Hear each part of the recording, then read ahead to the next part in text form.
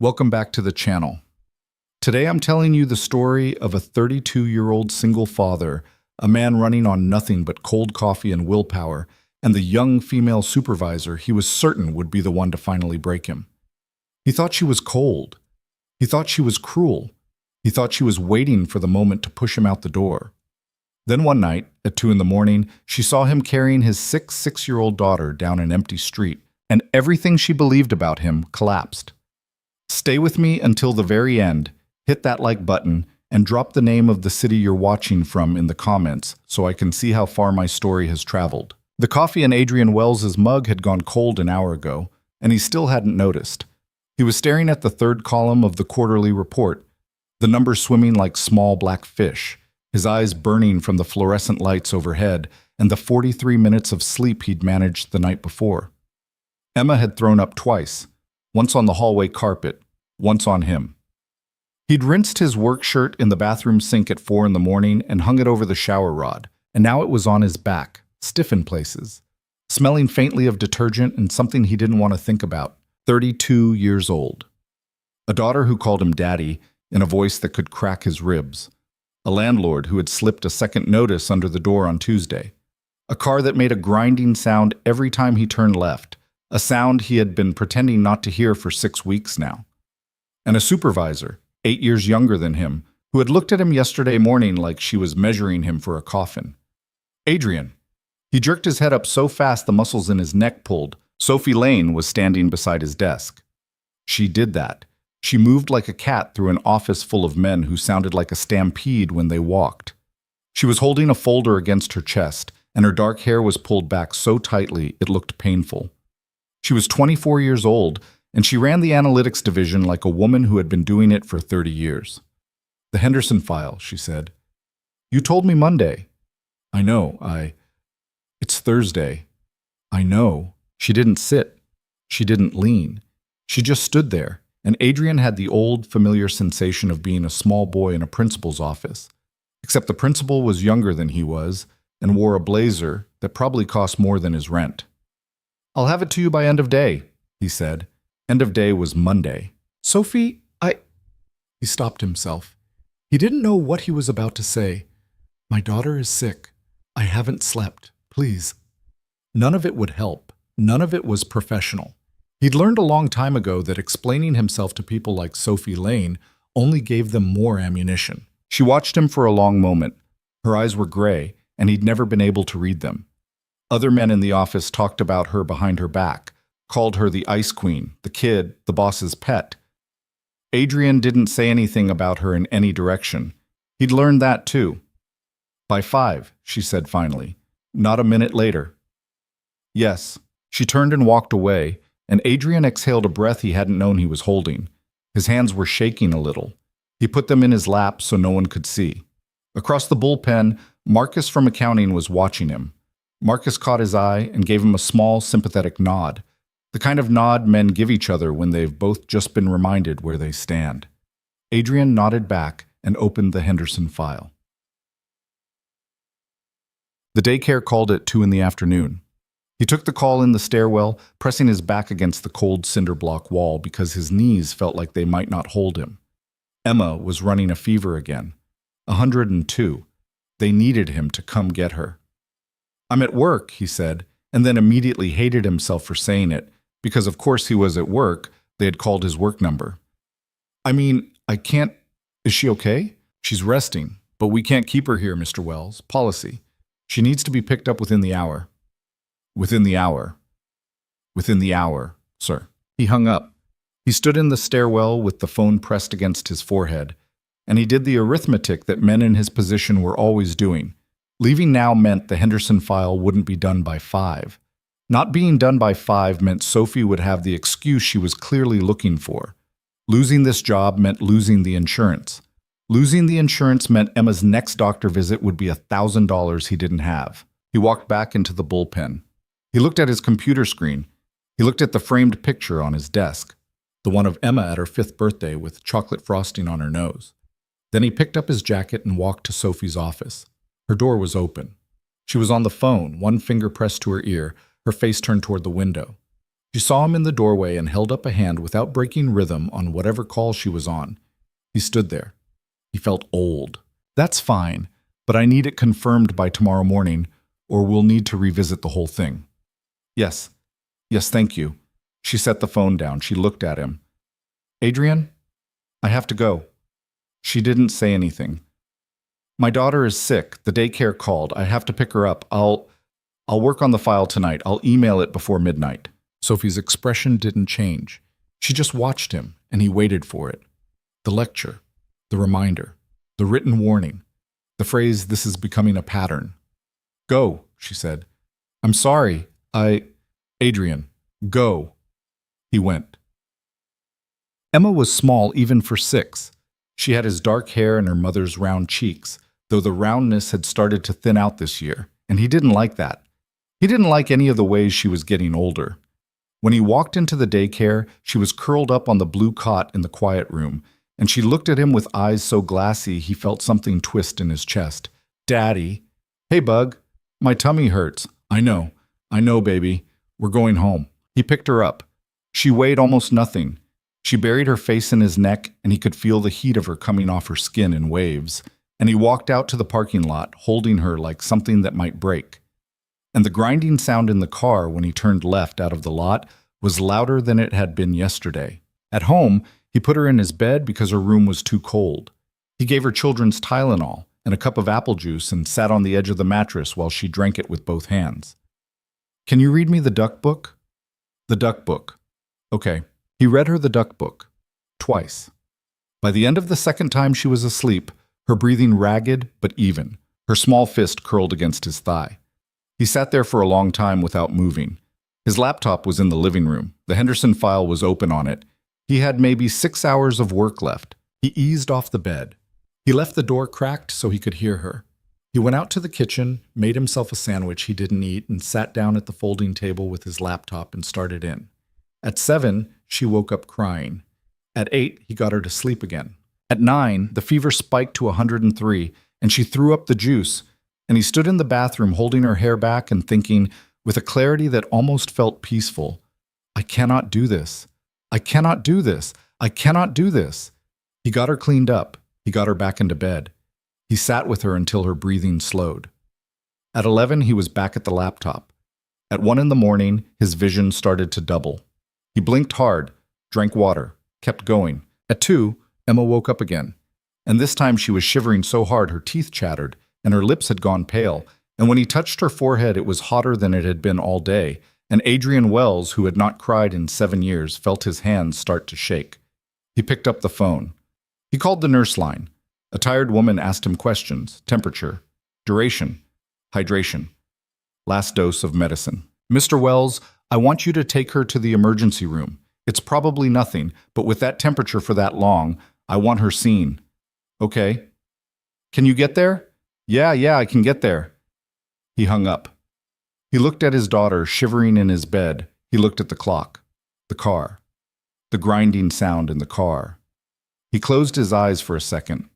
Then he wrapped Emma in a blanket, picked her up, grabbed his keys, and went out into the street. The car made it 4 blocks.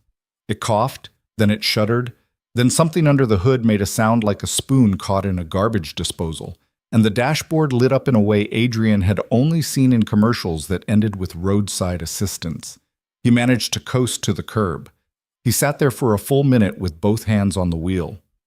Emma, bundled in the passenger seat because he didn't have the strength to fight her into the car seat, looked up at him with bleary eyes. Is it broken? It's broken, Bug. Are we going to the doctor? Yeah, we're going to walk a little. How far? Not far. The hospital was 1.5 miles away. He pulled out his phone to call a ride, and his phone was at 6%, and he had forgotten his charger on the kitchen counter. He stared at the screen. He could call a ride, he could wait 10 minutes for it to show up. Or he could walk, and he could be there in 25 minutes, and his phone would still have enough battery to call the pediatrician in the morning. He picked her up. He locked the car. He started walking. The night was cold. He hadn't grabbed a coat. Emma was warm against him under the blanket, which would have been nice if the warmth hadn't been a fever. Her head was on his shoulder. Every few steps she made a small whimpering sound, and he shushed her and kept walking. His arms started to burn at the 5-minute mark. He kept walking. He thought about nothing, and he thought about everything. He thought about his mother, who had died 3 years ago, and who would have known what to do. He thought about his ex-wife, Rachel, who had walked out when Emma was 2 and who sent a card at Christmas, signed with just her name. He thought about the Henderson file, open on his laptop back on the folding table, 3/4 done. He thought about whether this counted as a moment where a man's life broke, or whether it was just Tuesday. He was on 4th Street when the car slowed down beside him. He didn't look. He kept walking. He had heard stories about men who stopped to help and men who pretended to stop to help. And he tightened his grip on Emma and picked up the pace. The car kept rolling. A window came down. "Adrian?" He stopped. He turned. Sophie Lane was in the driver's seat of a silver sedan. She was wearing workout clothes, her hair loose around her shoulders for the first time he had ever seen it, and she was staring at him like he had walked out of a fever dream. "Adrian, what are you doing?" His mouth opened. He didn't have an answer that made sense. "My car broke down. My daughter is sick. My phone is dying. I'm walking to the hospital at 2 in the morning because I don't know what else to do." "My car," he said. "Get in." "What?" "Get in the car." "Adrian, get in the car." He stood there on the sidewalk. Emma was a small weight against his chest. Sophie reached over and pushed open the passenger door. The inside of the car was warm. The dashboard glowed soft blue. "Where are you going?" "Mercy General." "Get in." He got in. He didn't have the strength to argue, and even if he had, he wasn't sure he wanted to. He settled into the seat with Emma in his lap, and Sophie put the car in drive, and she pulled away from the curb so smoothly he almost didn't feel it. "How long has she been sick?" 3 days. Her fever spiked an hour ago. The nurse line said take her in.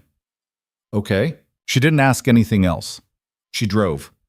Adrian looked down at his daughter, who had her eyes half open, looking up at the stranger in the driver's seat with the mild curiosity of a very tired 6-year-old. "Who's that, Daddy?" "That's someone from work, Bug." "She's pretty." Sophie made a small sound that might have been a laugh. Adrian didn't look at her. He didn't know what his face was doing. The emergency room was not busy at 2:30 in the morning. A nurse took one look at Emma and brought them back immediately. Sophie started to follow, then stopped herself in the waiting room, suddenly aware that she didn't belong there. Adrian paused at the double doors with his daughter in his arms. "You don't have to stay," he said. "I'll stay." "Sophie, go." He went. The doctor was a woman in her 50s with kind eyes and the exhausted competence of someone who had been doing this for 20 years. She checked Emma's ears, her throat, her chest.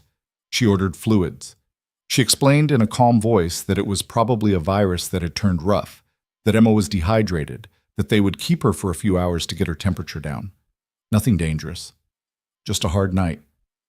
"Just a hard night," Adrian repeated. "Just a hard night," the doctor said gently. "You did the right thing bringing her in." He sat in the chair beside the small hospital bed. They had Emma on an IV. Her cheeks had some color in them again, less glassy, more like her own. She was watching cartoons on a television mounted in the corner. He held her hand. "Daddy." "Yeah, Bug." "Don't go." "I'm not going anywhere." "Where's the pretty lady?" "She's waiting." "Is she waiting for us?" "I don't know, Bug. I think she's waiting for us." He didn't say anything. At 4 in the morning, a nurse told him Emma was stable and could go home in a couple of hours if the fever stayed down. Adrian walked out through the double doors, rubbing his face. Sophie was still in the waiting room. She was in one of those plastic chairs that were designed to be uncomfortable. She had her legs pulled up under her. She was reading something on her phone. She looked up when he came through the doors, and she did not smile, but something in her face relaxed. "She's okay," he said. "They're keeping her a couple more hours. They think it's a virus." "Okay." "Sophie, you don't have to stay. Really. I can—" "Adrian, sit down." He sat. For a long time, neither of them spoke. The waiting room smelled like disinfectant, and the coffee from the vending machine in the corner. A man 2 rows away was asleep with his head tipped back, snoring softly. Somewhere a baby was crying. I didn't know, she said finally. Didn't know what? Any of it. He rubbed his hands over his face. There wasn't anything to know. Adrian. What? There was. He didn't answer. He didn't know how to answer. He could feel something loosening in his chest, something he had been holding on to for so long that he had forgotten he was holding it, and the loosening scared him because he wasn't sure what was underneath. Why were you out driving? He said. It wasn't really a question. It was a deflection, and they both knew it. I couldn't sleep. Do you always drive around at 2 a.m. when you can't sleep? Sometimes. She said it flatly, and something about the flatness made him look at her. Really look at her. For the first time in the year he had worked for her, he saw that she was a person. She had circles under her eyes. Her mouth was tighter than he had thought it was. She had a small scar on her chin he had never noticed, pale and old. The Henderson file, he said. Adrian. I didn't finish it. Adrian, I don't care about the Henderson file. Listen to me. Listen to me for a second. I don't care about the Henderson file. Okay? Okay? They sat. The man snored. The baby cried. I thought you were going to fire me, Adrian said. He didn't mean to say it. It fell out of him. Sophie was quiet for a long time. I know, she said. I know you thought that. Were you? No. You were looking at me like you were. I was looking at you like I didn't understand what was happening with you. She paused. That's my problem, not yours. I'm sorry. It was such a small thing, the word sorry, and it hit him so hard he had to look away. He looked at a poster on the wall about hand washing. He looked at a rack of pamphlets about flu season. He looked at anything except her. My wife left when Emma was 2, he said, because he didn't know what else to say, and because something had broken open inside him and the words were just walking out. Okay. My mom died 3 years ago. She used to help, before that. Adrian. There's no one. There's just me. And I'm not good at it. Most of the time I'm not good at it. You got her here. What? You got her here, in the middle of the night, on foot. You got her here. He put his face in his hands. He did not cry. He was not going to cry in a hospital waiting room in front of his boss. But something in him was shaking, and his shoulders moved, and after a moment he felt her hand on his arm, very lightly, just resting there. She didn't say anything. She just kept her hand on his arm until the shaking stopped. They got Emma home at 6:30 in the morning. Sophie drove them. The apartment was a third-floor walk-up in a building that smelled like boiled vegetables, and he was suddenly acutely aware of how it must look to her. The peeling paint by the door, the buzzer that didn't work, the sticky spot on the third-floor landing where Emma had dropped a popsicle in August. I've seen worse, Sophie said, as if reading his mind. Have you? I grew up in worse. He looked at her. That surprise you? A little. It shouldn't. She helped him get Emma into bed. Emma was half asleep again, the hospital bracelet still on her wrist, clutching the stuffed rabbit he had grabbed for her on the way out the door. Sophie pulled the blanket up to Emma's chin with a practiced motion that surprised him, as if she'd done it before for someone, somewhere. In the kitchen, she stood awkwardly by the folding table, looking at his laptop, still open to the Henderson file. You really were working on it, she said. I told you I would. I didn't believe you. I know. She closed the laptop. She did it gently. She turned to face him. You should sleep, she said. I have to call work. I have to call in. Adrian, I am work. Right. Take the day. Take tomorrow if you need it. I'll handle it. The Henderson. I will handle it. He opened his mouth. He closed it. He didn't know how to accept a thing like that. He had been refusing help for so long it had become a reflex, a kind of muscle memory. And now a woman he had been afraid of for a year was standing in his kitchen telling him to sleep, and his mouth didn't know how to form the word thank you. She walked to the door. She paused with her hand on the knob. Adrian? Yeah, I'm going to be honest with you about something. I have been unfair to you for a while. I didn't know your situation, but that's not an excuse because I didn't ask. I just assumed. And I'm sorry. Sophie, let me finish. I'm going to do better. I am. But I need you to do something for me. What? I need you to stop thinking I'm the enemy. He looked at her. She was standing in his doorway in workout clothes, her hair loose, her face tired in a way he had never seen before, and she was the same person who had stood beside his desk yesterday and asked for the Henderson file in a voice like a closing door, and she was not the same person at all. Okay, he said. Okay. She left. He stood in his kitchen. The sun was coming up, gray and cold through the window over the sink. He could hear Emma breathing through the open bedroom door, the deep, slow breathing of a child whose fever had finally broken. He could hear the radiator clanking. He could hear the upstairs neighbor running water. He walked to the bedroom. He looked at his daughter. He sat on the edge of the bed and watched her sleep for a long time, and something in him, some small hard knot he had been carrying around for years, had loosened just enough that he could feel air moving around it. Then he lay down beside her, on top of the covers, still in his clothes, and he was asleep before his head touched the pillow. He woke up at noon to the sound of his phone. He grabbed it, heart pounding, sure something had happened. It was a text from Sophie. How is she? He stared at it for a long time before he answered. Better. Fever broke. Good. Take tomorrow too. I moved your deadlines. He put the phone down. He got up. Emma was still asleep, one arm thrown over the stuffed rabbit, her mouth a little open. She was breathing normally. Her cheeks were pink in a healthy way. He went to the kitchen. He made himself coffee.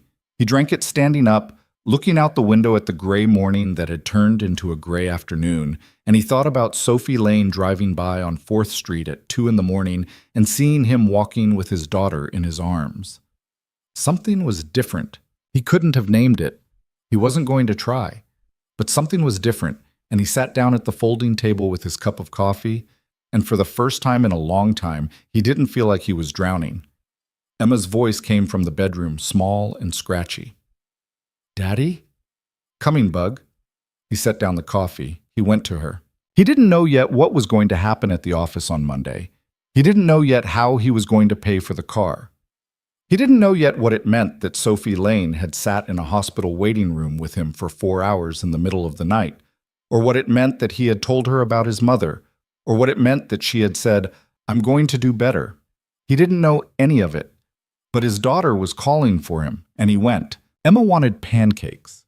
She said it the way sick children say things they shouldn't have, with the certainty of someone who had been through a war and had earned a reward. And Adrian didn't have the heart to tell her there was no milk in the house. He told her he was going to make the best pancakes of her life, and then he went into the kitchen and stared at the empty fridge for a full 30 seconds before he pulled his phone out and opened the app for the little market on the corner that charged 3 times what the grocery store did. He was adding milk to the cart when he stopped. He couldn't afford it. He really could not afford it. The car was going to cost him something he didn't have, and the ER visit copay was going to show up in the mail next week, and there were going to be prescriptions for Emma on top of everything else. He stood in the kitchen with his phone in his hand and he did the arithmetic again, the way he had been doing it for 4 years, and the numbers did not work. He put the phone down. He went back into the bedroom. Bug, what do you say we do toast? I want pancakes. Toast with cinnamon and sugar. That's basically pancake bread. That's not a thing. It's a thing, Bug. I just invented it. She considered him with the solemnity of a judge. Her color was so much better than it had been at 2 a.m. that he almost couldn't look at her directly without feeling something rise in his throat. With butter, she said. With butter. A lot of butter. All the butter. Okay. He made her 2 slices of toast with cinnamon and sugar and more butter than a doctor would have approved of. She ate them sitting up in his bed watching cartoons, and he sat on the edge of the mattress and watched her eat, and he thought, again, the thought he had been having for 6 years. It's worth it, whatever it costs.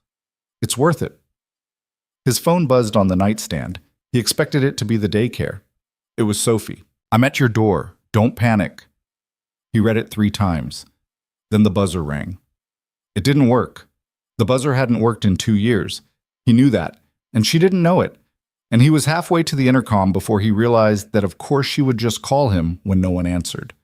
He got to the door and pulled it open. She was standing there in jeans and a gray sweater, her hair in a low ponytail, holding 2 grocery bags.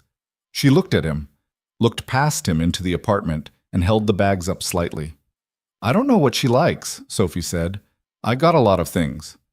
He didn't know what to say. You don't have to let me in, she said. I can leave them. Come in. She came in. She set the bags on the folding table. She started unpacking them before he could say anything, and he saw one by one the things he would have bought if he had the money. A gallon of milk, a carton of eggs, a box of pancake mix, a package of bacon, a bag of oranges, a loaf of bread that wasn't the cheap kind, crackers, apple juice, a bottle of the pink children's medicine that cost $18, a box of popsicles, the good kind, the kind Emma had been asking for all summer. Adrian stood by the door and watched. He was not going to say anything stupid. He had made a promise to himself in the last 90 minutes that he was not going to say anything stupid to this woman, but his throat was tightening up, and his eyes were doing something he did not want them to do, and he turned away and pretended to look at the window. Sophie. I wasn't sure about the bacon. I got turkey bacon too. Kids have opinions about bacon, I hear. Sophie. The medicine is the grape kind. The pharmacist said grape was the least offensive. Sophie. Stop. She stopped. She stood with a box of crackers in her hand. She looked at him, and her face did something he didn't have a word for, and she set the crackers down very carefully. Too much, she said. Yeah. I'm sorry. Don't. Adrian, don't apologize. I can't. He pressed his hands against his eyes. I don't know how to let someone do this. I know. This isn't. I don't need a rescue. I know. Then why? She was quiet for a moment. Because I saw you walking in the cold with a sick kid, she said, and I've been up all morning thinking about it. And I couldn't not do something. So either you let me leave this food here or I'm going to take it all home and throw it out, because I'm sure as hell not putting a box of grape medicine in my refrigerator. He laughed. He didn't mean to. It came out like a cough, and then he was laughing, and then he was wiping his face with the back of his hand and hoping she wouldn't look at him. Daddy? Emma was standing in the bedroom doorway in her pajamas, the stuffed rabbit under one arm. Her hair was sticking up on one side. She was looking at Sophie with the direct, unembarrassed curiosity of a child who had seen this woman last night in a hospital and had already decided, in the way children decide things, exactly what she thought. Hi, Sophie said. Hi, Emma said. How are you feeling? My tummy is better. Did you bring us groceries? I brought you groceries. Did you bring popsicles? I brought popsicles. Emma turned to look up at her father with a face that was equal parts wonder and vindication. Daddy, she brought popsicles. I see that, Bug. Can I have one? After lunch. But my tummy is better. After lunch. Emma looked at Sophie like a lawyer appealing to a higher court. I don't overrule Dad, Sophie said.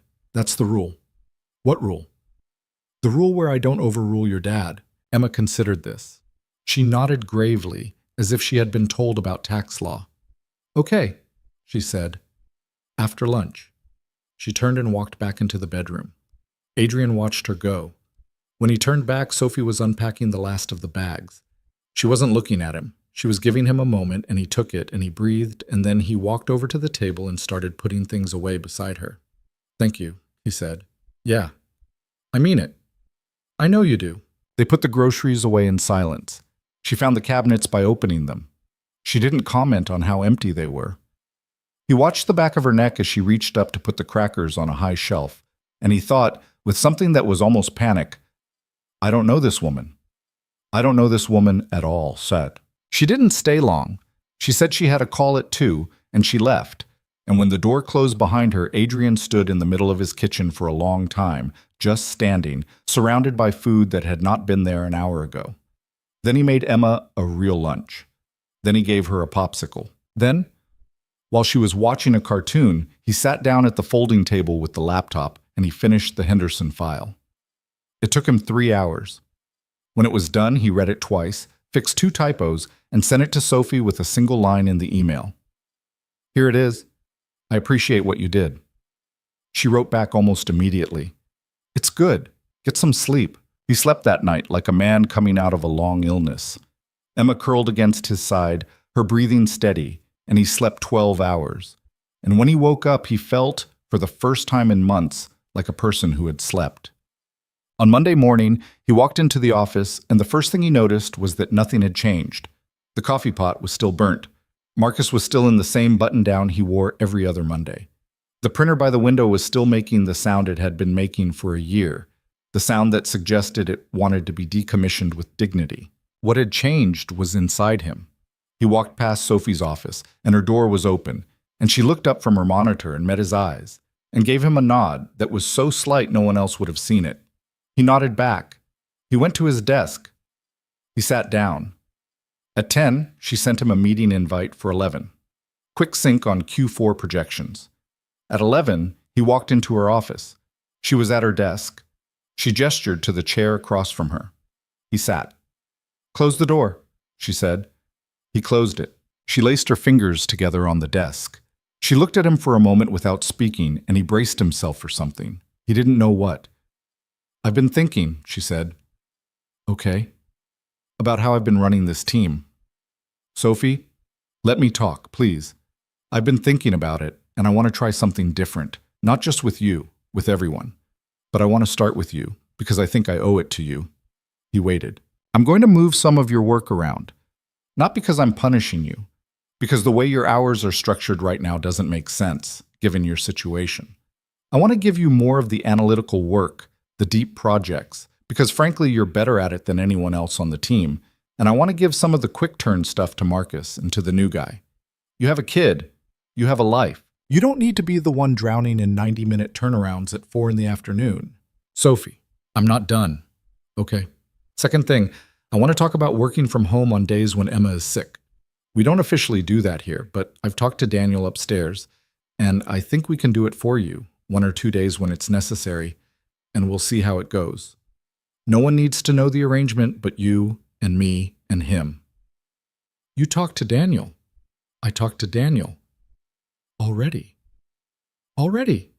He stared at her. "Why?" he said. It came out rougher than he meant it to. "Why are you doing this?" She didn't answer right away. She looked down at her hands. When she looked up again, her face was the same careful, composed face he had seen 100 times in this office. But there was something underneath it, something a little tired, a little raw. "Because it's the right thing to do," she said, "and because I haven't been doing the right thing. That's not enough of a reason. It's going to have to be." He didn't push her. He didn't know what he would have been pushing for. He just nodded, slowly, and she nodded back, and that was that. When he left her office, Marcus was at the water cooler, watching him in the reflection of the little chrome spigot. "You get fired?" "No." "You sure?" "Marcus, you look like you got fired." "I didn't get fired. I got more work." "How is that better?" "I'll tell you when I figure it out." Marcus snorted. He filled his cup. He walked away. Adrian went back to his desk. He sat down. He opened his email. There was a meeting invite from Sophie for the following Monday, and the Monday after that. She was putting him on a regular weekly sync, a thing she had never done with anyone at his level before. He stared at the screen for a long time. Then he accepted both meetings and went back to work. But the next 2 weeks moved in a way his life had not moved in a long time. Emma got better. Her fever stayed down. She went back to daycare. The daycare director, a warm woman named Brenda, who had been watching Adrian Wells try not to drown for 4 years, hugged Emma at the door and whispered to Adrian, "She's a tough little cookie." And Adrian, who was not a hugger, let himself be hugged by a stranger for the first time in his adult life. The car was a disaster. The mechanic, a man named Ray, who ran a shop on the corner and who had fixed Adrian's mother's Buick back when Adrian was in high school, looked at it and said it would be $1,200 to get it running, and it wasn't worth $1,200. Ray offered him $600 for it as scrap, and Adrian took the $600 and started taking the bus. The bus was its own kind of misery. It added an hour to his morning and 45 minutes to his evening. But it freed up something in his head, because he didn't have to pay attention to the road, and he started reading again on the bus, reading actual books instead of just work emails on his phone, and he realized he had missed books. At the office, Sophie was as good as her word. She moved his work around. She put him on the Marshall account, the big one, the one that was supposed to set the company's direction for the next fiscal year.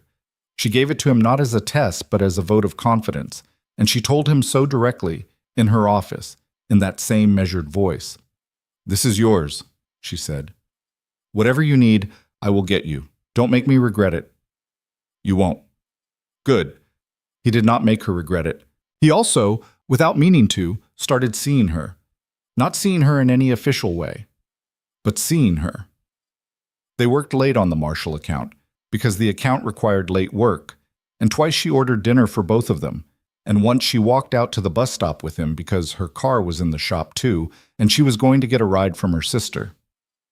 They stood at the bus stop in the cold, and they talked, not about work. And Adrian discovered that Sophie Lane had grown up in a trailer in Ohio, with a mother who cleaned houses and an older brother who had died of an overdose when Sophie was 19. "I don't usually tell people that," she said, looking at the street, "about my brother."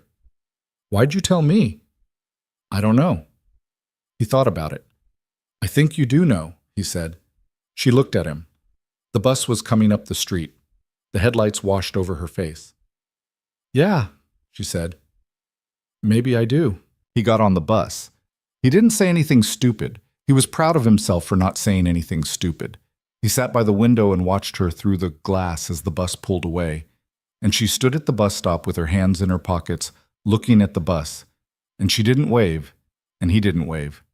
He thought about her the whole way home. Chas, Emma brought it up first. "Is Sophie going to come over again?" She was sitting at the folding table, which Adrian had started thinking of as the real table, because they had been eating dinner at it every night for 2 weeks, and he had bought a tablecloth at the discount store and put it over the metal. He was making spaghetti, which was the only thing he really knew how to make, and Emma had her elbows on the tablecloth and her chin in her hands. "I don't know, Bug. I want her to." "Why?" "Because she's nice." "She is nice. And she brought popsicles." "She did bring popsicles. And she smelled like flowers." "Did she? The good kind, not the bathroom kind." "Bug, eat your broccoli." "I don't like broccoli." "Eat it anyway." Emma poked her broccoli with her fork. She looked up at him with the consideration of someone much older. "Do you like her, Daddy?" He stopped stirring the sauce. "She's my boss, Bug." "I know. That's the thing about bosses. You don't what? You don't have opinions about them. That doesn't make sense." "It makes sense when you're older." "No, it doesn't." He turned around. He looked at his 6-year-old daughter who had eaten half a broccoli floret without noticing, and who was looking at him with her mother's eyes, which was the thing he had always found hardest about her, and he said, "I like her." "Okay? Eat your broccoli." "Okay." She ate her broccoli. The Marshall account was due in 3 weeks. Adrian worked on it in bursts, in stolen hours, on the bus, at the folding table after Emma was asleep, in the office during lunch. Sophie checked in on him twice a week. She was pushing him, but she wasn't pushing him cruelly. She was pushing him the way someone pushes a friend they believe in. He had never been pushed that way at work before. He was not sure his ego could take it. He worked harder than he had ever worked. On a Thursday night, 3 weeks before the presentation, Sophie walked into his cubicle at 7:15. Everyone else had gone home. The office was almost silent. Adrian was the only person on his side of the floor, and he was deep in a spreadsheet, and he didn't hear her until she was beside him. "Adrian," he jumped. "Sorry, I didn't." "Go home." "I'm almost done with this section." "Adrian, go home." "Sophie, I can't keep letting you." "This isn't for you. This is for me. I don't want to be the boss who watches you work yourself into the ground. Go home, see your daughter." He looked at her. He looked at the screen. He shut the laptop. "Yeah, okay. Good." She walked with him to the elevator. She was carrying her coat over her arm. They stepped inside. The doors closed. It was just the two of them in the small space, and Adrian was suddenly very aware of the smell of her perfume, which was flowers, the good kind, not the bathroom kind. "Sophie." "Yeah." "Can I ask you something?" "Yeah." Is this... I don't know how to ask this." "Ask it." "What are we doing?" She was quiet for a long time. The elevator passed the 5th floor, the 4th, the 3rd. "I don't know," she said. "Okay. Is that a problem?"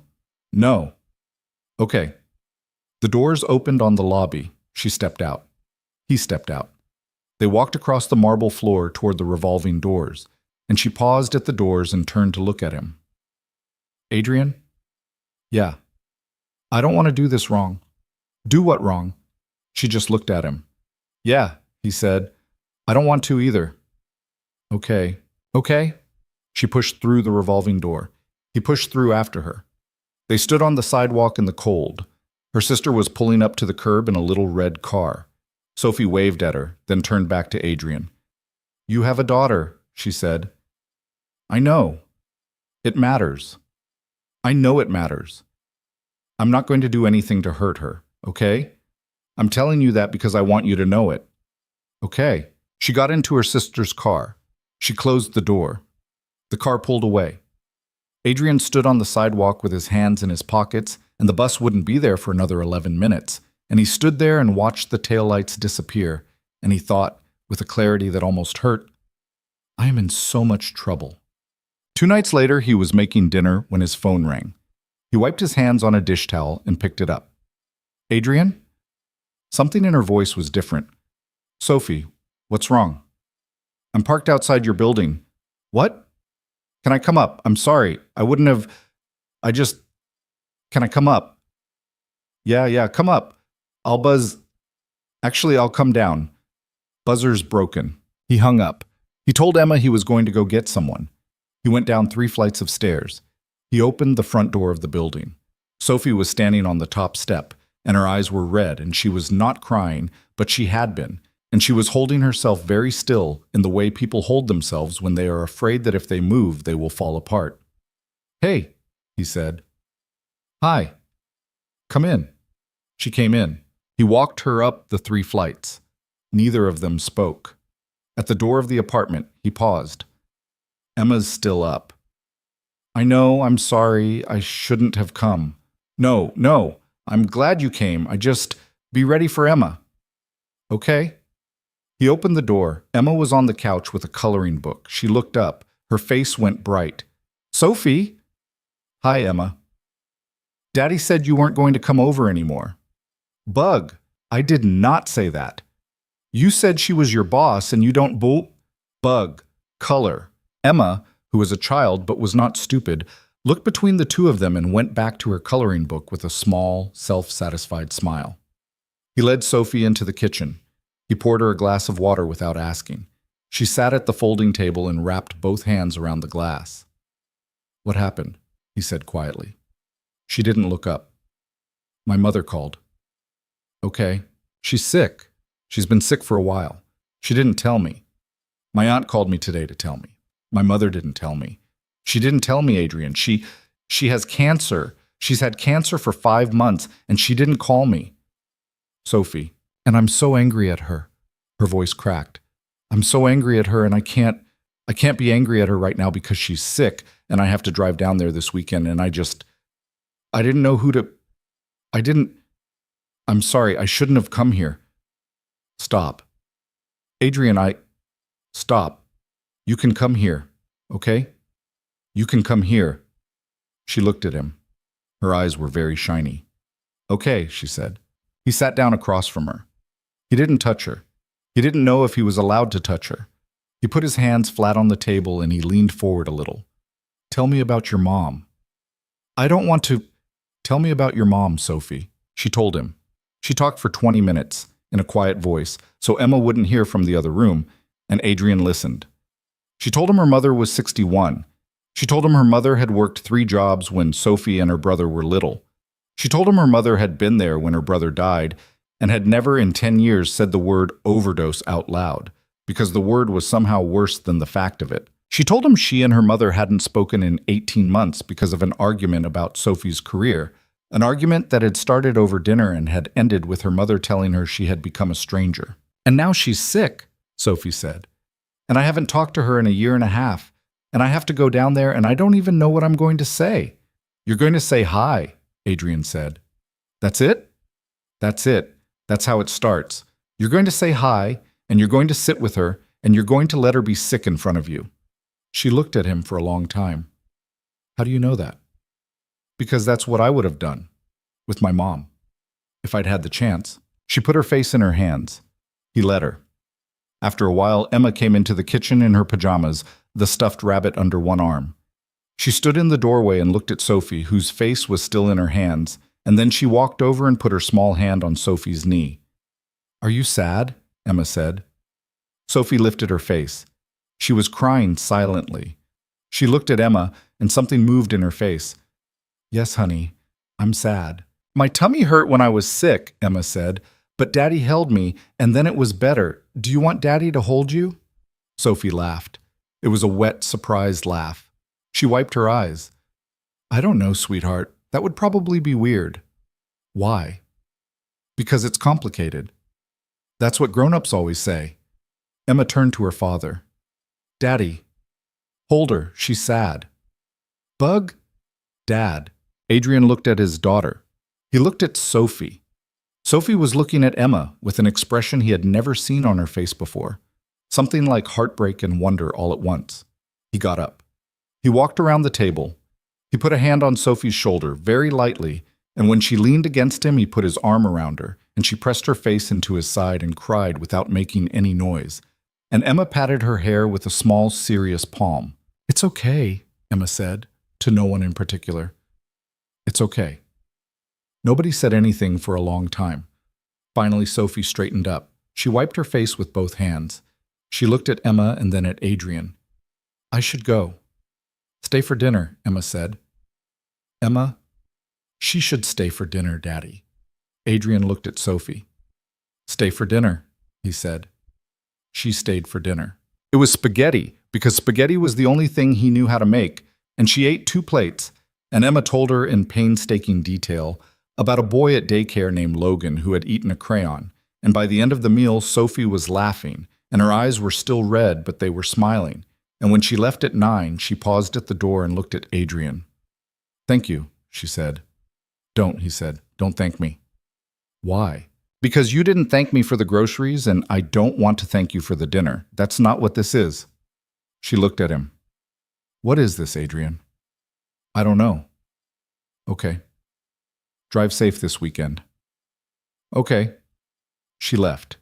He stood at the door after it closed. Emma came up beside him and leaned her head against his hip. "I like her, Daddy." "I know you do, Bug." "Do you like her?" He thought about it. He could have lied. He could have told her it was complicated, the way adults always told children it was complicated, the way Sophie had just told her. "I like her, Bug," he said. "I like her a lot." "I knew it. Go brush your teeth." "Okay." She went. He stood at the door. The hallway light flickered, the way it had been flickering for a year. The building was quiet. He stood there for a long moment, his hand on the doorframe, and he thought about a woman he had been afraid of a month ago, and the way she had pressed her face into his side and cried, and the way his daughter had put her small palm on Sophie's knee, and he thought, something is happening. He didn't know what to do about it. He turned off the kitchen light. He went to help Emma brush her teeth. Sophie was gone for 4 days. She texted him when she got to Ohio, a single sentence that said, "I'm here," and he wrote back, "Okay," and that was all. He didn't push. He didn't ask.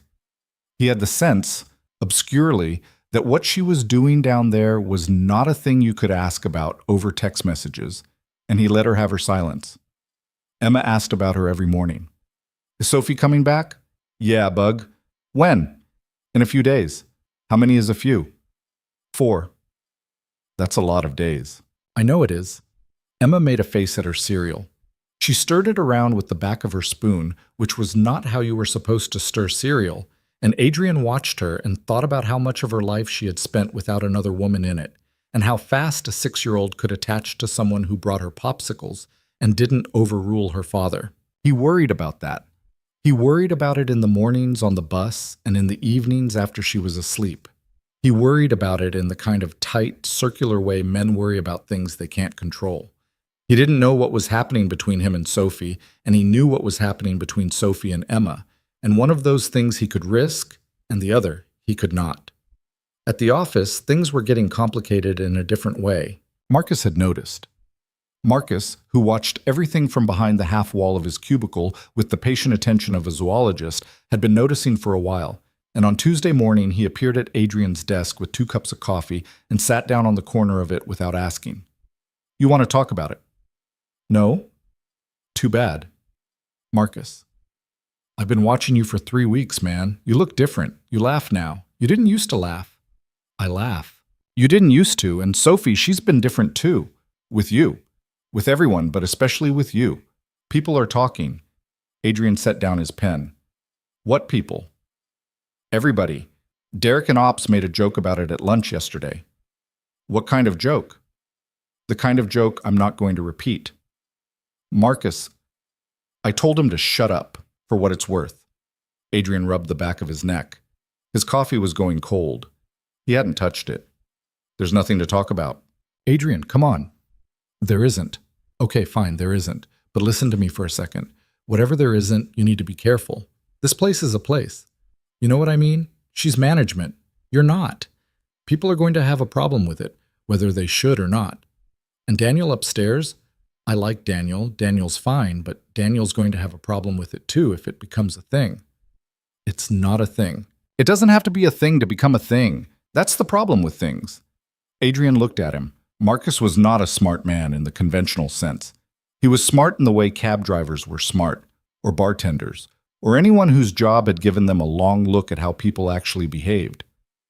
Adrian had dismissed him for years as a guy who was just putting in the time until retirement, and he realized now that he had been a little bit of a snob about it. What should I do? Hell if I know, but if I were you, I'd figure out what this is before somebody else figures it out for you. He left. He took his coffee with him. Adrian sat at his desk and looked at the spreadsheet on his screen and didn't see any of it. Bob, Sophie came back on Friday. She texted him from the road. Getting in around 8. Can I see you? He wrote yes before he had time to think about it. Then he thought about it. He wrote Emma will be up. She wrote, I want to see her too. She came at 8:30. She looked thinner. She looked like someone who had been sleeping in a chair for 4 nights, because she had been. She sat at the folding table and let Emma climb into her lap, and she listened to Emma's entire report on the week. A missing shoe at daycare, a bird that had hit the classroom window and flown away fine, a new kid named Marcus, which was a funny name because it was also the name of a friend her daddy had at work. And she nodded at all the right places. And her eyes were tired, but she was present, completely present, in a way Adrian hadn't seen anyone be with his daughter since his mother died. When Emma went to get her coloring book from the bedroom, Sophie looked at Adrian across the table. It was bad. I'm sorry.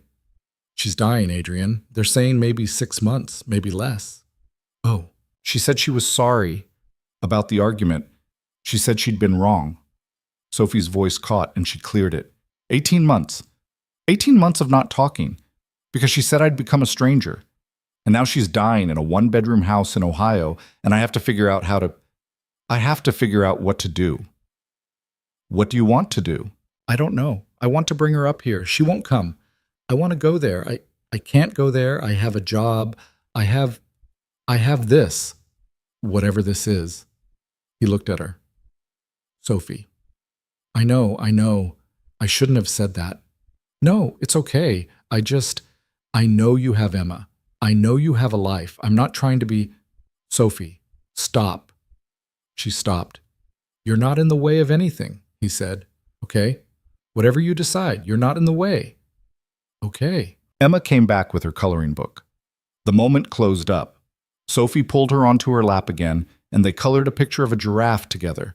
And Adrian made tea on the stove because he didn't have a kettle. And he stood in the kitchen and watched the two of them with their heads bent together over the same page. And he felt something he had not felt in a long time, something he did not have a name for. And he was not going to try to name it standing barefoot in his own kitchen at 9 in the evening with tea water coming to a boil. On Monday, the Marshall account came due. Sophie had rescheduled the presentation once already to accommodate her trip, and Daniel upstairs had not been happy about it. The presentation was at 2 in the afternoon in the big conference room on the 15th floor, in front of Daniel and 2 vice presidents and a client team of 6. Adrian had been working on it for 5 weeks. He had the slides. He had the financials. He had run every number 3 times. On Sunday night, he could not sleep. He lay on his back in the dark and ran through the opening of his presentation in his head, and every time he got to the 3rd slide, his mind went blank, and he had to start over. And by 3 in the morning, he got up and drank a glass of water and stood at the kitchen window and watched the empty street. On Monday morning, he put on his only good shirt and the tie his mother had bought him 6 years ago for a funeral. He walked Emma to daycare.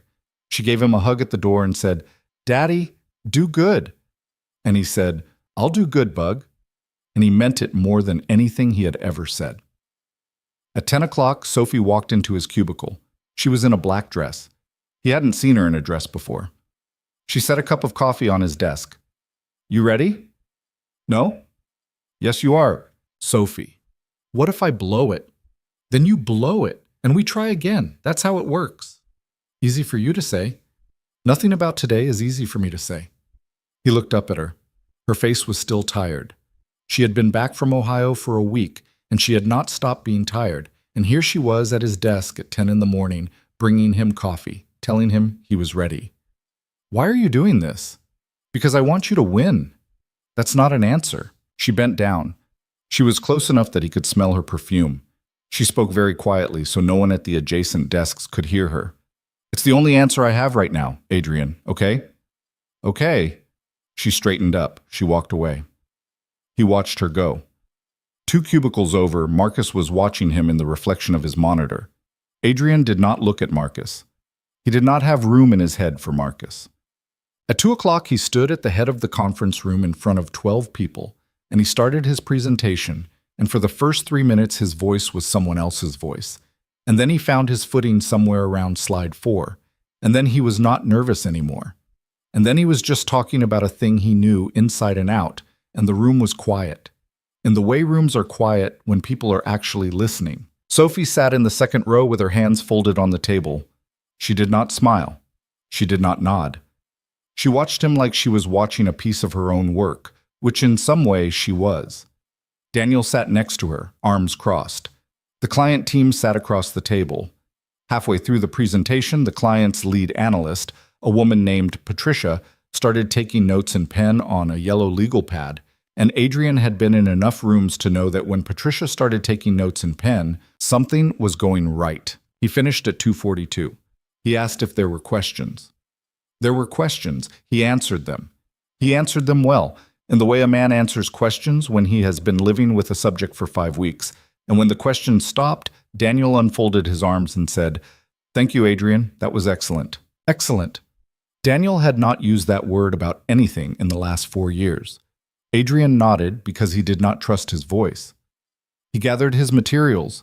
He walked out of the conference room. He went to the men's room on the 15th floor, and he stood at the sink, and he put both hands on the porcelain, and he breathed. When he came out, Sophie was standing in the hallway. "Adrian." "Yeah." "You—" She stopped. She looked at him. He looked at her.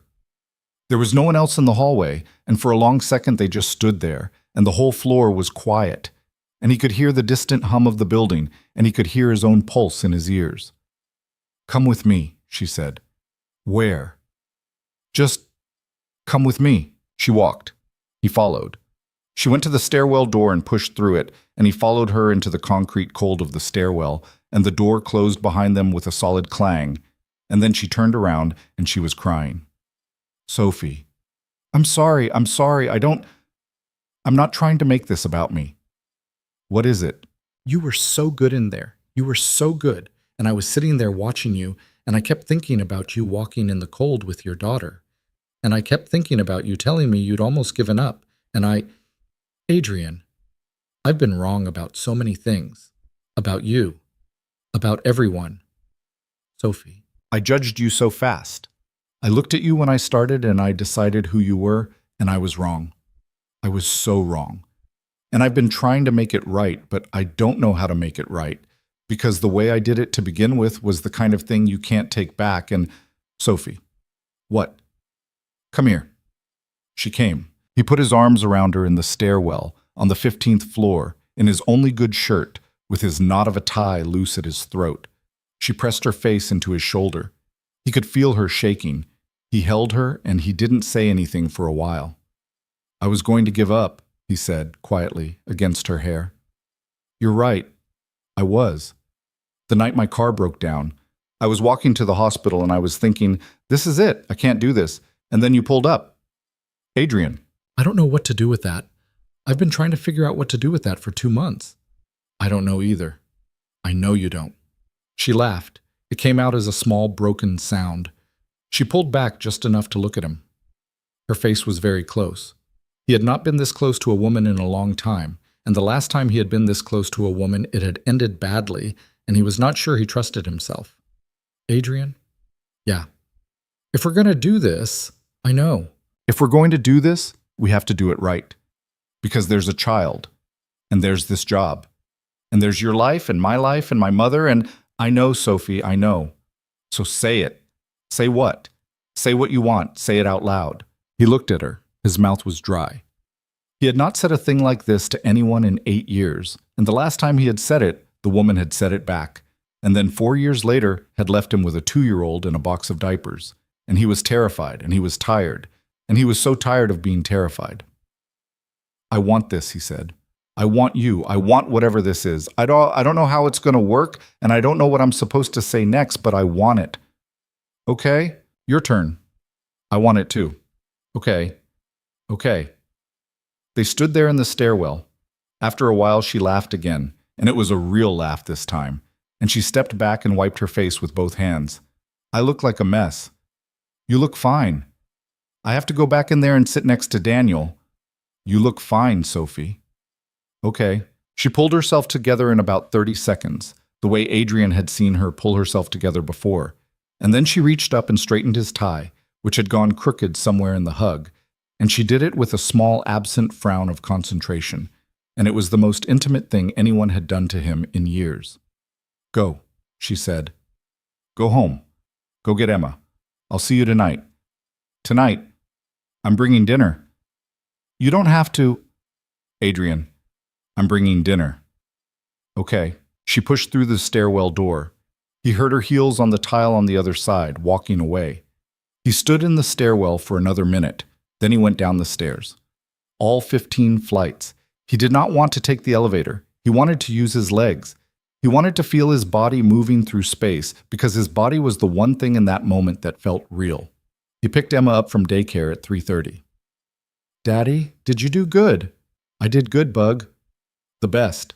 The best, Bug. Is Sophie happy? He looked down at his daughter, who was holding his hand, who was swinging their arms between them as they walked down the sidewalk toward the bus stop, and he thought about Sophie in the stairwell, her face wet, her hands on his tie. Yeah, Bug, he said. Sophie's happy. Good, Emma said. I like her when she's happy. They walked to the bus stop. It was a gray afternoon, and the sky was low. And the wind came down the street, and Emma tucked her face into the collar of her little pink coat.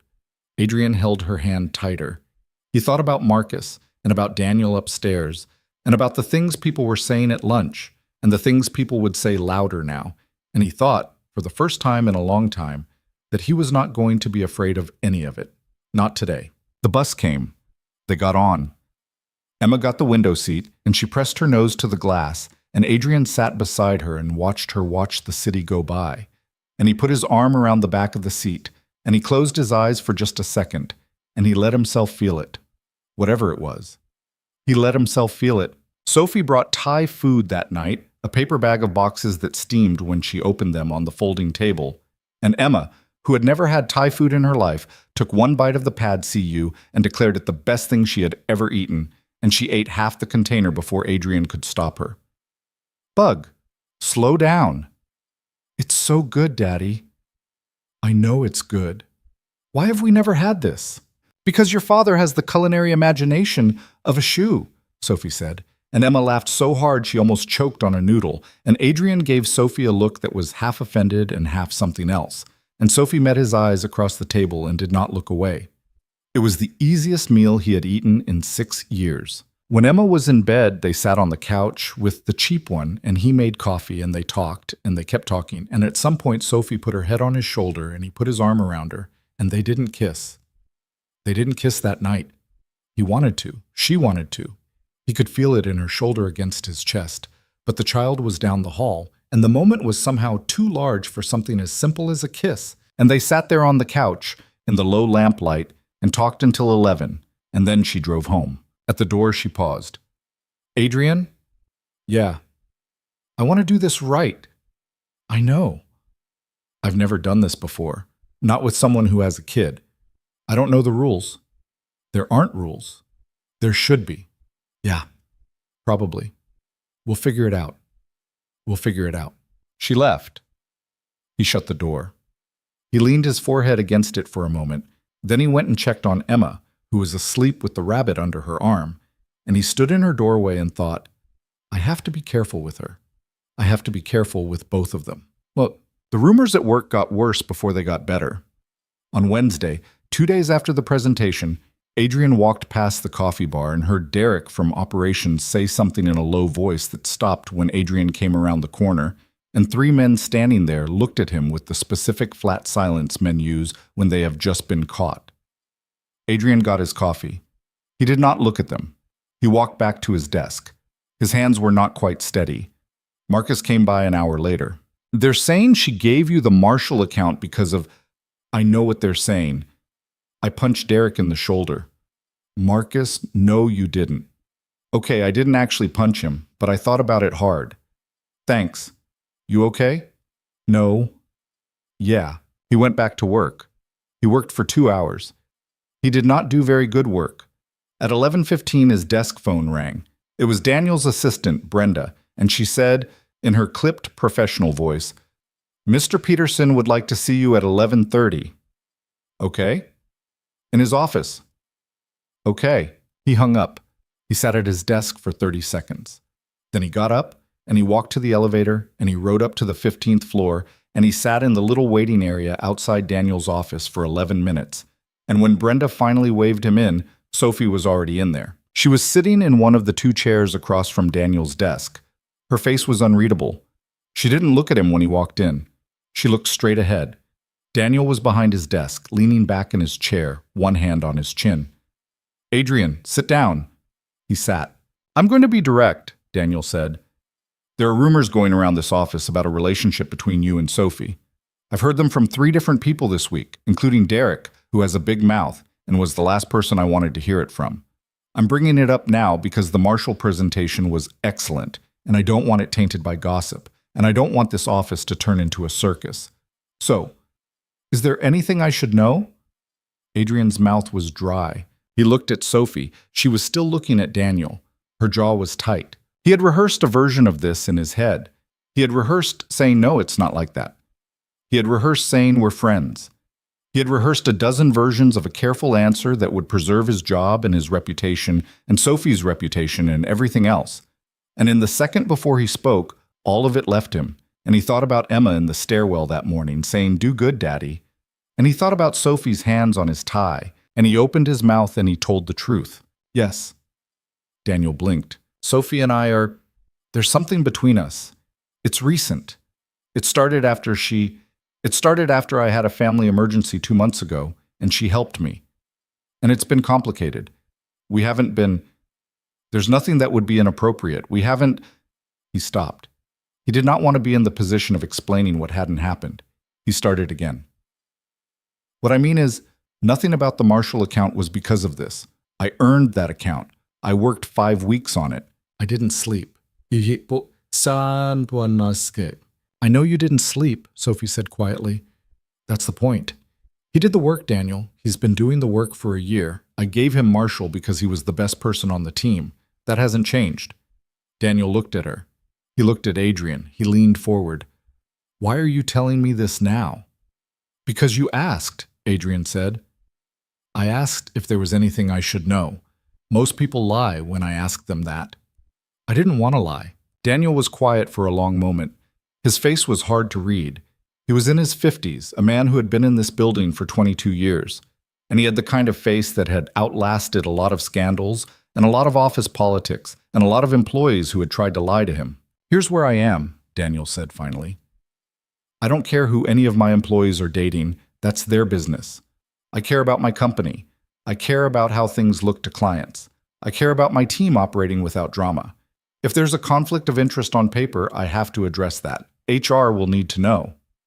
We understand, Sophie said. Sophie, you can't be his direct supervisor anymore. You know that. We'll restructure. I'll move him under Janet. That's not a demotion, Adrian. That's a formality. I understand. If you'd lied to me, I'd have fired you. Both of you. I want you to know that. I understand that too. Daniel leaned back. Now get out of my office. Both of you. Go do your jobs. They got up. They left. In the elevator going down, neither of them spoke. Adrian watched the numbers count down, and he felt something loose and strange moving in his chest. Some combination of relief and exhaustion and a feeling he could not name. And when the doors opened on the 8th floor, Sophie touched his wrist. Adrian. Yeah. Thank you. For what? For telling him. I couldn't, I know. I'm thanking you anyway. She stepped off the elevator. He stayed on. He went down to the 6th floor. He walked to his desk. He sat down. He was shaking a little. He did not do any useful work for the rest of the day. Marcus came by at 4:30. Heard you had a meeting with Daniel. How did you hear that? Brenda. Brenda talks to you. Brenda talks to everyone, Adrian. How do you not know this? What did Brenda say? Brenda said you went in there and told him the truth, which she apparently thinks is the craziest thing she has ever seen in 22 years on that floor. Adrian put his face in his hands. Hey, listen. For what it's worth. Marcus paused. Good. Okay? Good for you. Adrian looked up. Marcus. He could have fired me. He could have. He didn't. I know, but... Adrian, you want to know what I think? Not really. I'm going to tell you anyway. I think for 6 years you've been living like a guy with his head down, trying not to get noticed, trying not to make waves, because you were scared. Because you thought if you made the wrong move, the whole thing fell apart. And that's how you lived. And I watched it for years and I felt bad for you, and I didn't say anything because it wasn't my business. But you just walked into Daniel's office and told him the truth about something that could have cost you everything, and you're still here.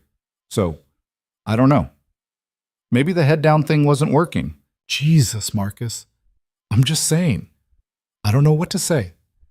You don't have to say anything. Go pick up your kid. Go see the lady. It's Wednesday. What does that have to do with anything? I don't know. It seemed like the right thing to say. He left. Adrian sat at his desk for another minute. Then he packed up and went to get Emma. The complication he had not expected came on Friday night. Emma was at a friend's house. A girl named Ruby from daycare, whose mother, Leah, had been offering to have Emma over for a year and whom Adrian had always politely declined because he didn't want to be the kind of single dad who dumped his kid on other families. But Sophie had said, quietly, "Let the mom have Emma for a night, Adrian. You're allowed to have a life." And he had said yes. And he had dropped Emma off at 6 with her overnight bag. And now it was 7:30, and he was at Sophie's apartment, which he had never been to before. And he was standing in her kitchen holding a glass of wine like an idiot. Because he had not held a glass of wine in a kitchen with a woman in so long, he had forgotten what you were supposed to do with your free hand. Sophie's apartment was small, but everything in it had been chosen. It was not a cluttered apartment, and it was not a sterile one. There were books on the shelves, real books, and she had a record player in the corner and a stack of records next to it. The kitchen had a rug under the table. The rug was the color of rust. "Stop looking at everything like an appraiser," she said. "I'm not." "You are. You look like a man who's pricing out the rent." "It's nice." "It's fine. It's small." "It's nice, Sophie."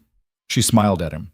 She was in jeans and a soft sweater, and her hair was down, and she looked like a different person than the one he had met a year ago. And then she looked exactly like that person, and he had the strange, dizzying realization that both things were true, that she had been this person the whole time, and he had just not been looking. She poured herself wine. She came around the counter. She stood close to him. "Adrian?" "Yeah." "I'm going to kiss you." "Okay." She did. It was not a dramatic kiss. It was a first kiss, which meant it was careful and a little clumsy, and they bumped noses, and they both laughed, and then they tried again and got it right, and she tasted like wine and a little bit like peppermint, and Adrian's hand came up to the back of her neck and stayed there. When they pulled back, she looked at him. Her eyes were shiny, but she was not crying. He didn't know why he had expected crying. Maybe because every significant moment with her so far had involved crying, but not this one. This one involved a quiet, low laugh and her saying, "Took us long enough?" "Yeah." "I was starting to think I was going to have to make the first move." "You did make the first move." I did, didn't I? I was going to, eventually. How long was eventually? Probably a couple more months. That's not good enough. No, it wasn't. She kissed him again. It was longer this time. He set his wine glass down on the counter because he wanted both hands, and she set hers down too, and they stood in her kitchen for a while, not saying anything, and he thought, with a clarity he did not expect, I am not afraid of this. They did not end up in the bedroom that night. They sat on her couch, and they talked, and she played a record, something low and warm with a woman's voice, and they talked about her mother, and they talked about his daughter, and they talked about what this was going to be. And somewhere around midnight she fell asleep with her head on his shoulder, and he carried her to her bedroom and laid her on top of the covers and pulled a blanket over her. He thought about staying. He wanted to stay. He didn't stay. He drove home in the car he had bought a week ago with most of his savings, a used Civic with 90,000 miles on it that Ray at the shop had sold him at cost. And he got back to the empty apartment at 12:40, and he lay in his bed alone, and he stared at the ceiling, and he thought about Emma, and he thought about Sophie, and he thought about the version of his life that had existed 2 months ago, and he thought, I am a different man. He slept. He slept well. Wo sham dat hu? The complication came on Saturday afternoon. He had picked Emma up in the morning. They had spent the day at the park, and she had told him, in exhaustive detail, everything that had happened at Ruby's house, which included a movie and mac and cheese and a fight about hair barrettes that had been resolved with diplomacy. He was making her a late lunch when his phone rang. It was Rachel. He stared at the screen for a long moment before he answered. Hello? Adrian. 8 years. He had not heard her voice in almost 8 years. She sounded the same. She sounded exactly the same. Rachel. I heard you're seeing someone. He stood very still in the kitchen. The water was running in the sink. He turned it off. Who told you that? Does it matter? Kind of. My cousin, Jenny. You remember Jenny? Yeah. She saw you at a restaurant last week with a woman and a kid. My kid. Our kid. Don't. Rachel, what do you want? I want to know who she is. Why? Because she's around my daughter. Your daughter. Adrian. Rachel, you haven't seen her since she was 2. I know. You sent a Christmas card. I know. So why does it matter who she's around? Because it matters. She's still my... Don't say it. Don't say it, Rachel. I'm telling you. Don't finish that sentence. There was a long silence on the line. Adrian's knuckles were white on the phone. In the next room, Emma was watching cartoons. She had the volume up too loud. He walked to the doorway and made a gesture, and she turned it down and went back to watching. I'm sorry, Rachel said finally. I didn't call to fight. Then why did you call? I don't know. Maybe I'm jealous. Maybe I have no right to be jealous. Maybe I'm scared. Of what? Of being replaced. He closed his eyes. Rachel, you can't be replaced in a place you left. That's cruel. It's true. She was quiet. I'm a mess, she said. I've been a mess for a long time. I want to tell you I've gotten better, but I haven't. Not really. I heard about this woman, and I panicked, and I called. I can't fix that for you. I know. I have a daughter I'm trying to raise. I have a life I'm trying to build. I can't... Rachel, I don't have room for this. I know. Then why are you still on the phone? A long pause. He could hear her breathing. I don't know. Rachel, I have to go. Okay? Take care of yourself. Okay? He hung up. He set the phone on the counter. He put his hands flat on either side of it. He closed his eyes. He did not go back to finishing Emma's lunch for a full minute. When he did, his hands were steady, and he made her a grilled cheese, and he cut it into triangles because that was how she liked it, and he sat across from her at the folding table and watched her eat it. Who was on the phone, Daddy? Nobody, Bug. You said a name. Just a person from a long time ago. Were they mean? No, they were just sad. Oh, she ate her grilled cheese. She did not ask any more questions. She had the quiet wisdom of 6-year-olds, which was not really wisdom, but was something else, some instinct for when the grown-up in front of you had reached his limit. She finished her sandwich. She hopped down from the chair. She hugged his leg. Can I watch my show again? Yes, Bug. Are you okay? Yeah, Bug. Okay. She went to watch her show. He sat at the table for a long time. Then he picked up the phone and he called Sophie, and she answered on the second ring, and he said, "Can I come over tonight just to talk?" And she said, "Yes." And he went. He brought Emma with him. He wasn't going to leave her with a sitter on a Saturday night when something in him needed to be two places at once, and he was not going to have the conversation he needed to have with Sophie at his apartment, where every wall still held the sound of a phone call he had not been ready for. So he packed Emma's overnight bag, which she had been packed for once already that week, and which she therefore understood to be a kind of treat, and he drove across town with her in the back seat, asking him questions about whether Sophie had a dog, which she didn't, and whether Sophie had cable, which she did, and whether Sophie had popsicles, which remained the primary metric by which Emma measured the quality of an adult. Sophie met them at her door. She had not asked why Adrian was bringing Emma. She had just said yes, and when she opened the door, she crouched down and opened her arms, and Emma walked into them like it was the most natural thing in the world. And Adrian stood in the hallway with the overnight bag in one hand and the car keys in the other, and he watched the two of them, and something in his chest went tight and then loose. "Are you sad again?" Emma said into Sophie's shoulder. "Not right now," Sophie said. "Good. Come in, honey. I made you something." Sophie had made macaroni and cheese, the real kind, the baked kind, with breadcrumbs on top. Emma lit up like Sophie had handed her a birthday cake. They ate at Sophie's small kitchen table, the three of them, and Emma told Sophie everything about her day at the park in the kind of order only a child can tell a story. Climactic detail first, setup last. And Sophie nodded along with the seriousness of a person being briefed on state secrets. After dinner, Emma yawned her way through a single episode of a cartoon on Sophie's couch, and at 8:30, Adrian carried her into Sophie's spare room, which was really just an office with a futon in it, and he pulled the blanket over her and set the rabbit by her head, and he sat on the edge of the mattress for a minute watching her sleep. Sophie was in the doorway. He didn't turn. He could feel her there. "She's out," he said quietly. "I know. Thank you for doing this. Adrian, come out here." He came out.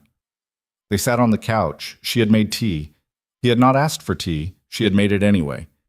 He took the mug and held it between both hands and stared at the steam and tried to figure out where to start. "Rachel called," he said. She was quiet. "My ex. Emma's mother." "Okay." "She saw us. Her cousin saw us. At the restaurant last week. Apparently her cousin went and told her, and Rachel called me today, and she wanted to know who you were, and she said some things about Emma still being her daughter, and I lost it, Sophie. Not out loud, but I lost it. I was so angry." "I know." "How do you know?" "Because I would have been too." He rubbed his face. "I don't know what she wants. I don't know if she wants to come back. I don't know if she wants to meet Emma. She said she's a mess. She said she's been a mess for years, and she hung up, and I haven't heard from her since. But now it's in my head. All day it's been in my head, and I don't know what to do with it." Sophie set her tea down. She turned on the couch to face him. "Adrian." "Yeah." "You don't have to do anything with it today." "I know. You don't have to figure it out on a Saturday night." "I know. I needed to tell you. Before we kept going with whatever this is, I needed you to know that she exists, that she might come back in some way, that I have a life that has an ex-wife in it somewhere, even if it's in a box in the back of the closet, and that if you're going to be part of this, you have to know all of it, because I can't pretend like it's clean. Nothing is clean." "Adrian." "Yeah, I know nothing is clean. I know you do. I have a mother dying in Ohio, a brother who died from a needle, a father I haven't seen since I was 8. I have a whole back of the closet, too." "I know. So stop." "Stop what?" "Stop trying to warn me off." He looked at her. She was looking at him the way she had looked at him in the stairwell on the 15th floor, which was not the look of a woman who was about to run. It was the look of a woman who had already decided. "Okay," he said. "Okay." They sat for a while without speaking. Outside her window, a car alarm went off somewhere on the block and then stopped. A pipe in the wall made a small groaning noise. She picked her tea back up. He picked his back up. "What are you going to do if she calls again?" Sophie said. "I don't know." "Would you let her meet Emma?" He thought about it. He thought about it for a long time. When he spoke, his voice was quieter than he meant it to be. "Not right now, not yet. If she's serious, if she's really serious and she gets her life together, maybe. But I'm not going to bring a mess back into Emma's life because Rachel had a bad night and picked up the phone." "Good." "Good?" "Yeah. I thought you'd say I should be more generous or something." "No, you're the parent, Adrian. You don't owe her the chance to hurt your kid." He set his tea down. He put his hand over hers on the couch cushion. She turned her hand over and laced her fingers through his. "I'm glad you called her bluff today," she said. "I don't know if that's the right way to say it, but I am." "I didn't know I had it in me." "You did." "I didn't know." "You did. You just didn't know it was there yet." They sat on her couch with their fingers laced together, and they didn't say anything else for a while. She put her head on his shoulder. He pressed his cheek against her hair. He could hear Emma's breathing down the hall, the soft, deep breathing of a child who trusted the adults in the next room to handle the world. The next 2 months were not easy. He had not expected them to be easy, and they were not. He had told Emma, carefully, that Sophie was going to be in their lives more, and Emma had said, "Okay, Daddy, I already knew that," and had gone back to her coloring book, which was the kind of answer a 6-year-old gives when the adults have been slow to catch up. But there were other things. He had to tell his daughter what he did at work, and who he was at work, and why Sophie could not come to pick her up from daycare sometimes, even though Emma wanted her to.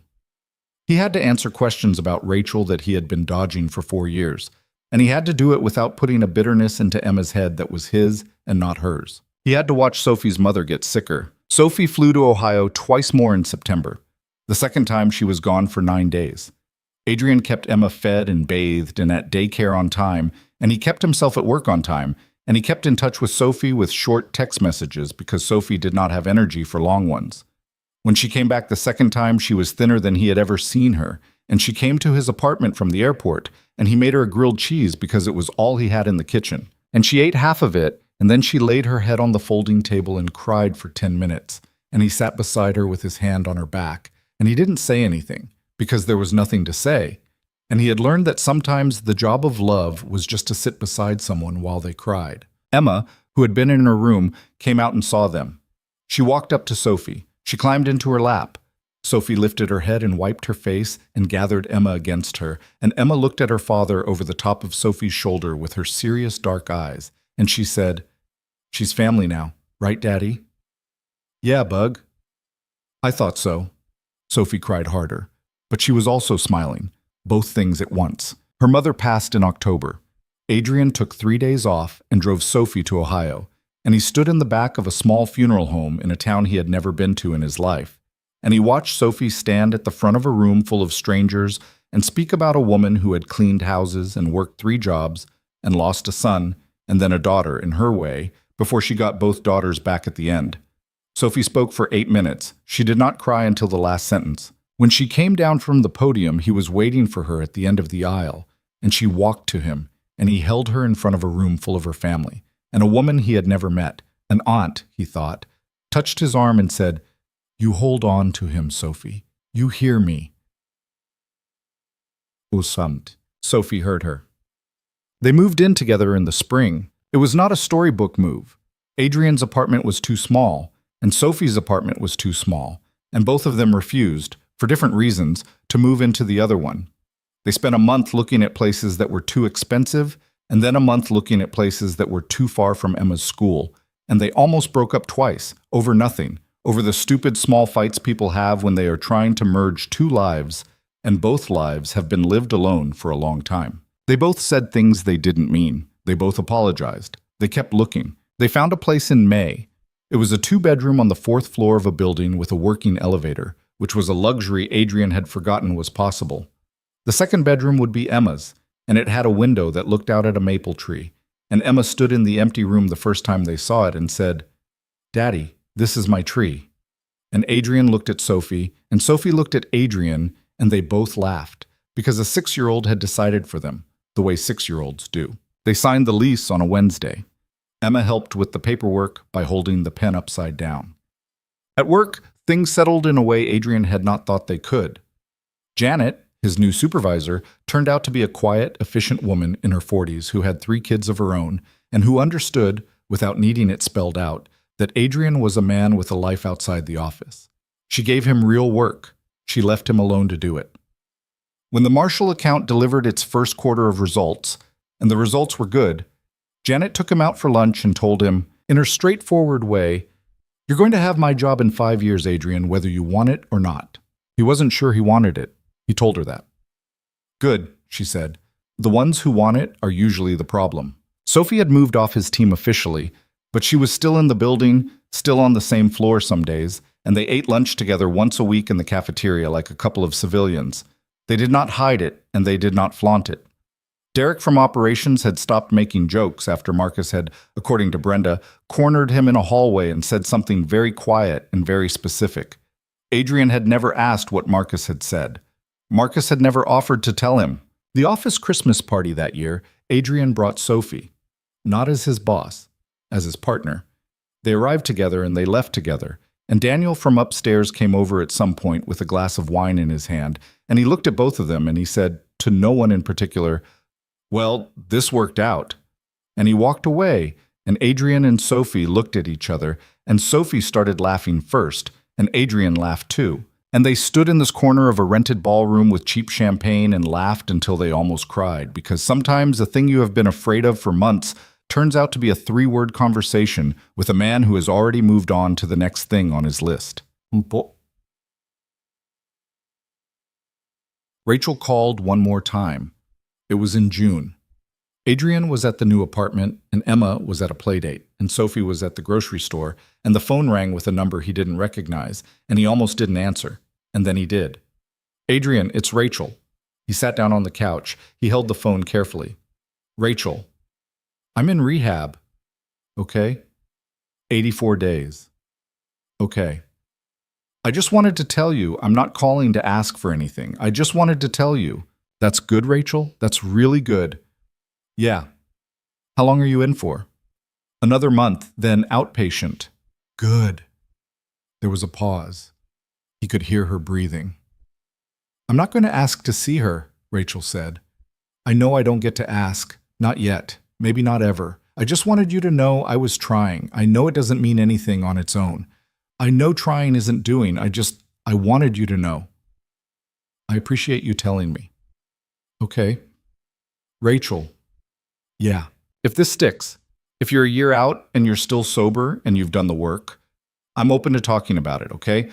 Not promising, just saying I'm open. I don't want to close the door forever on a thing Emma might need someday." Rachel was quiet for a long time. When she spoke, her voice was thick. "Thank you." "Okay." "Adrian?" "Yeah." "She's lucky." "She's what?" "Emma. She's lucky. That you're her dad." He didn't know what to do with that. He hadn't been called lucky in a long time. He hadn't thought of Emma as lucky specifically. He had thought of her as loved, and as fed, and as clothed, and as his, but he had been too busy to think of her as lucky. "Thank you," he said. "I hope you keep going, Rachel." "Me too." They hung up. He sat on the couch for a while with the phone in his lap. When Sophie came home with the groceries, she took one look at his face and set the bags on the counter and came and sat beside him. "Rachel?" "Yeah." "Bad?" "Actually, no. Good, I think. She's in rehab, 84 days. "Oh." "I told her if it sticks, I'd be open to talking." Sophie put her hand on his knee. "That was right." "Was it?" "Yeah, Adrian, it was right. I don't want her back in our life." "I know you don't. I want her better, though. For Emma. In case Emma needs her someday. I don't know if Emma will, but I want the option there, if she does." "That's good parenting." "Is it?" "Yeah, it is." He put his hand over hers. "Mkas." In the fall, Sophie got promoted. Daniel gave her a whole division. She came home with the news on a Tuesday in October, and she was trying not to smile when she walked in the door, and Emma took one look at her and said, "Something good happened." Because Emma was a child who read faces the way adults read books. Sophie told them. Adrian poured her wine. Emma made her a card that said congratulations in block letters, with a dog drawn at the bottom for no reason related to the occasion, and Sophie put the card on the refrigerator and it stayed there for a year. In November, he asked her to marry him. He did not do it fancy. He did not get down on one knee in a restaurant with candles. He had thought about it, and he had decided he was not that kind of man, and Sophie was not that kind of woman. And if he tried to be that kind of man for her sake, she would see through it and laugh at him, affectionately but firmly. So he did it at home.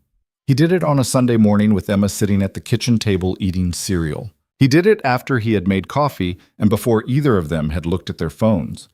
He said, "Sophie, I want to marry you. Will you marry me?" And she looked up from her coffee, and she didn't cry, and she didn't scream, and she said, "Yeah, Adrian, let's do that." And Emma, who had been listening, said, without looking up from her cereal, "Finally." They laughed. They all laughed. He did get her a ring. He had been saving up for 4 months, which had required skipping a lot of lunches and not buying the car battery he'd been meaning to buy. The ring was small. She did not care that it was small.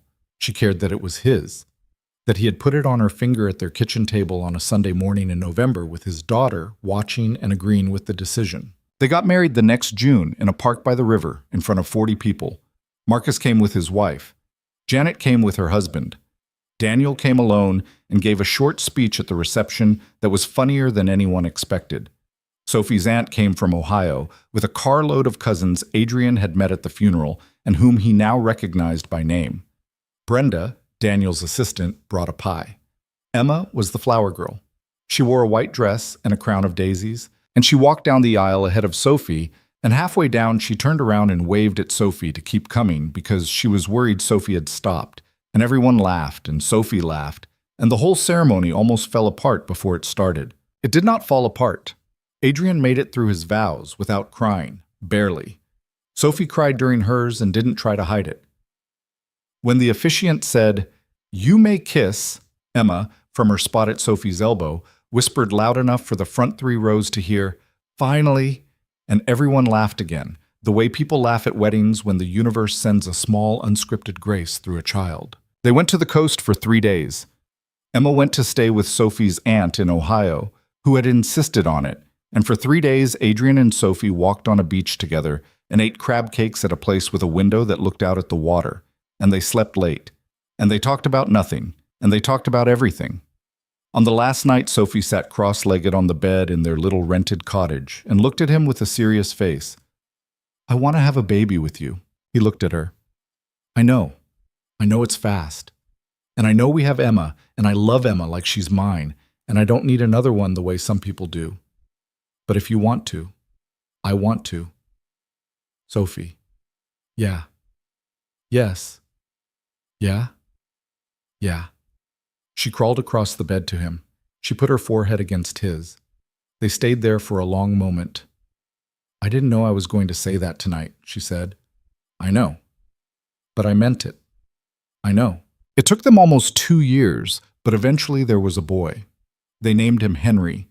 He had Sophie's gray eyes and Adrian's hair, and he was loud about everything, and Emma, who was by then almost 9, adored him with the complete exasperated devotion of an older sister who had been waiting her whole life for a sibling and had opinions about how he should be raised. Years later, when Emma was in college and Henry was starting middle school and Adrian had taken Janet's job, just like she'd said he would, he thought sometimes about the night he had walked 1.5 miles on 4th Street with his daughter in his arms and a dying phone in his pocket, and about the silver sedan that had pulled up beside him in the cold. He thought about how easily it could have been any other night. He thought about how Sophie had told him, years later, that she hadn't been driving around because she couldn't sleep. She had been driving around because she had just found out her mother had cancer, and she had been sitting in her apartment for 3 hours trying not to cry, and she had gotten in her car just to move, and she had turned down 4th Street because 4th Street had a bridge at the end of it, and something about bridges had always calmed her. She had seen a man walking with a child in the cold. She had almost kept driving. Something, she never could say what, made her slow down, made her look twice, made her recognize him. "If I hadn't been hurting," she told him once on an anniversary over wine, "I wouldn't have been driving, and if I hadn't been driving, I wouldn't have seen you, and if I hadn't seen you, I don't know what my life would look like." Funny, he said. What's funny? That the worst night of your life was the night you saved mine. She thought about that. Maybe, she said. Maybe that's how it works sometimes. He thought so too. He thought about it often, about what it means that a 32-year-old man walking with his sick daughter in the dark could be one wrong turn away from the end of his own hope, and then one right car, one stranger's insomnia, one woman who was herself hurting enough to be awake at 2 a.m. could change the whole shape of what came after. He thought about how pride had almost killed him, about how he had built a fortress around himself in the name of protecting his daughter, and how the fortress had been so tall that a woman trying to hand him a glass of water through a window had looked, at first, like an attack. He thought about how long it had taken him to let someone in, and how he might not have let her in at all if she hadn't, by chance, been as stubborn as he was. He thought about all the men he knew who were still inside their fortresses. Marcus, who had retired the year before, had told him once at a goodbye lunch, "The thing about not asking for help is, it only works until it stops working, and then you don't have any practice at it, and it's too late." Adrian had nodded. He had thought about it for weeks after. He thought the lesson was something like this, though he wouldn't have put it in words if you asked him directly. The lesson was that most of the people we are afraid of are not our enemies. Most of them are just people we have not seen yet. The lesson was that being tough and being alone are not the same thing, and that a man who cannot be carried when he is tired is not strong. He is scared. The lesson was that a child will show you, faster than any adult, whether you are in the presence of a good person, if you are willing to watch. Emma had known about Sophie before he had. Emma had said so. Emma had been right. The lesson was also, maybe, that the worst moment in your life is sometimes the moment that builds the rest of it. That you cannot tell, while you are inside of it, which night is the one you will tell your grandchildren about. That the difference between the life that would have ended you and the life that will save you is sometimes a single sidewalk on a single street on a single February night.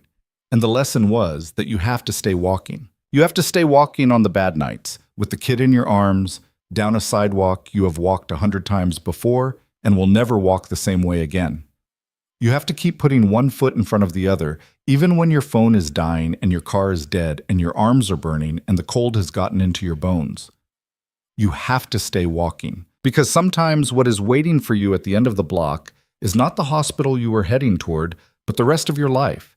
And you will not recognize it when it pulls up beside you, and you will not know what to call it, but you will get in. You will get in, and the car will be warm. On the kitchen counter in the apartment they had lived in for 15 years by then, there was a picture. It was a picture Emma had taken with a disposable camera when she was 9.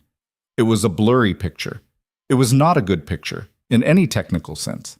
It was Adrian and Sophie and Henry on the couch in the living room. Adrian in a t-shirt, Sophie with her hair up, Henry asleep on Sophie's chest. Emma had taken it from across the room. Henry had been 2 months old. Adrian looked tired. Sophie looked tired. Neither of them was smiling because neither of them had known she was taking the picture. But there was something in Adrian's face, in that blurry bad picture, that he looked at sometimes when he passed the kitchen counter. It was the face of a man who had stopped being afraid. It took him a long time to figure out that that was what he was looking at, but that was what he was looking at. A man who had been afraid his whole adult life, and who had stopped finally, on a Tuesday night on his own couch with his new son on his wife's chest, and his daughter across the room holding a cheap camera, because the thing he had been afraid of had turned out to be, not the world, not the people in it, but being alone inside himself. And he was not alone anymore. He had not been alone for a long time. He had a wife who had once driven by him in the cold at 2 a.m. and had not kept going. He had a daughter who had known before he did. He had a son who would grow up with a father who knew how to ask for help because his father had learned it late, but had learned it. He had a job that he was good at. He had an apartment with a working elevator. He had a folding table in the corner of the storage closet that he had never thrown out, because throwing it out would have felt like throwing out a part of the story. And some stories you keep all the pieces of, even the hard ones, even the small cheap metal ones, because they are how you got here. He had gotten here. He had gotten here by walking 1.5 miles on a cold night with a sick child in his arms, and by getting in a stranger's car, and by letting a woman he had been afraid of bring groceries to his kitchen, and by telling the truth in an office on the 15th floor when a lie would have been easier. and by holding a weeping woman in his kitchen because his 6-year-old had told him to. He had gotten here by being loved, finally. He had gotten here by letting himself be loved. And he was, at last, no longer alone.